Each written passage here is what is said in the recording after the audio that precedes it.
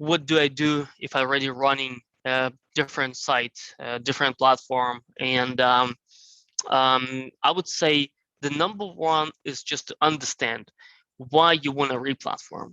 What's the goal? Is it the problem with the security? Is it the lack of the integration?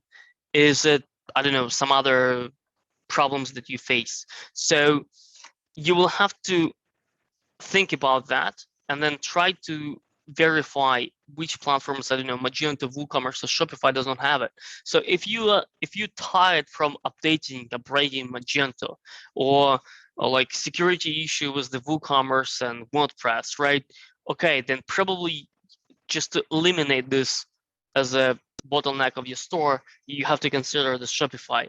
Or at the same time, let's say if you're on the Shopify 1.0 and you want a more scalability, you want a more custom options, you want to build even, maybe you want to build a B2B store, or maybe you have to, you want to run different sites on the same platform, right? Which is possible on the Magento, then probably you have to consider to switch to Magento in that case. The number one thing, the one important things that I want to mention when you are migrating from one platform to another, I'm finding this a very important piece, which a lot of agencies, they simply forget. They want to build a website, but they don't really care about your business. Every single time, every single month, I'm getting the clients who is saying, hey, Paul, I migrated from platform A to platform B, my traffic went down. I mean, like, that's the most important piece in the migration, right? So for example, if I'm getting right now the clients who want to say, hey, I want to migrate, hey, I want to move, the number one question is what to do with the traffic. If you have no traffic, no drama, no troubles, that's bad for you, but at least I would not really be care, because no traffic, nothing to lose. If you have 200,000, 400,000, 600,000 in traffic, and you wanna maintain this traffic in the right way, then, for example, when you will be moving into the Shopify, you know that all of your URLs would change, because like Shopify already predefined it with things like collections, etc., etc. So it would not be just a strict category name like it's possible with, for example, Magento. So in that particular case, the number one is to check the backlinks.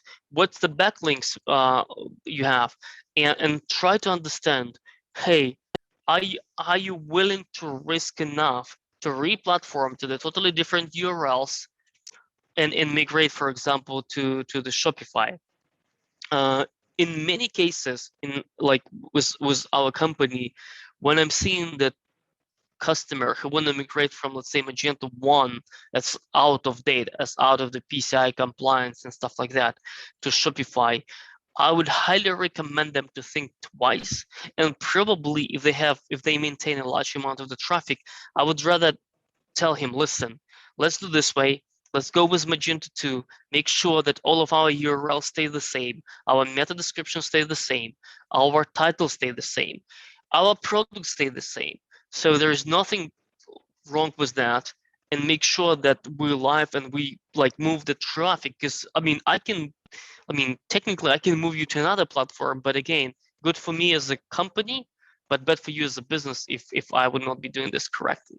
So maintain like migration from one platform, from successful website, and migration from like one platform to another for non-successful website, it's also like two different topics, right? So, and especially if you have 100,000 like most of our clients, then like probably this video, it's kind of useless, as every single scenario, every single project in that case should be kind of discussed, you know, on a private as a private topic. Okay, so but again, probably all the previous speech that I did about like why to choose one platform or another, it's still valid if you're migrating over the existing website. Was only, like I said, the number one criteria is just to how to maintain the size of the business and make sure that will grow. The one important piece that I probably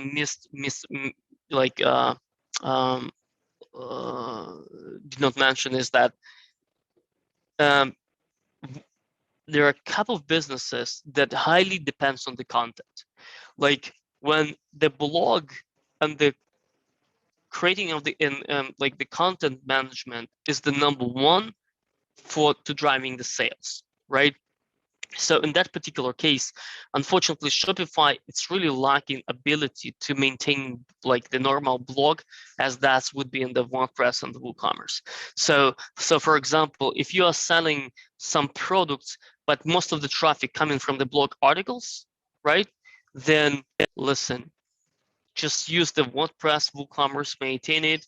That will be eventually much better compared to moving into the Shopify, right?